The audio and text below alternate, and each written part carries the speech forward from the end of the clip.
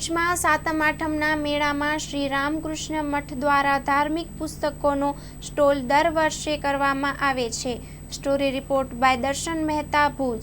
રામકૃષ્ણ યુવક મંડળની સ્થાપના જ્યારે 1969માં થઈ ત્યારથી 1970ની સાલથી અહીંયા રામકૃષ્ણ યુવક મંડળ તરફથી વિવેકાનંદ સાહિત્યનો સ્ટોલ કરવામાં આવે છે અને આજે 2022થી રામકૃષ્ણ મઠ અહીંયા ભુજ ખાતે આવી ગયું ત્યારથી રામકૃષ્ણ મઠ અને મિશન દ્વારા આ સાહિત્યમાં સ્ટોલ કરવામાં આવે છે, જેમાં દાતાઓના સહકારથી 50% ડિસ્કાઉન્ટથી આ સાહિત્ય ઉપલબ્ધ કરવામાં આવે છે અને અત્યાર સુધીમાં લાખો રૂપિયાનું સાહિત્ય ભુજ અને કચ્છમાં વેચાણ કરવામાં આવ્યું છે।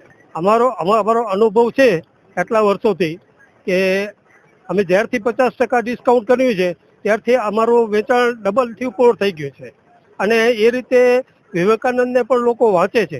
આપણે એમ સજેસ્ટ કરીએ કે આ પુસ્તક અને આ પુસ્તક વાંચો તમે તો એ તરત જ લઈ લે છે। એટલે એનું મતલબ એવું માત્ર મોબાઈલ તરફ જ છે એવું નથી, યુવાનો પુસ્તક જો નવું આપીએ તો પુસ્તકોમાં આપણે સ્વીકારવા તૈયાર છે।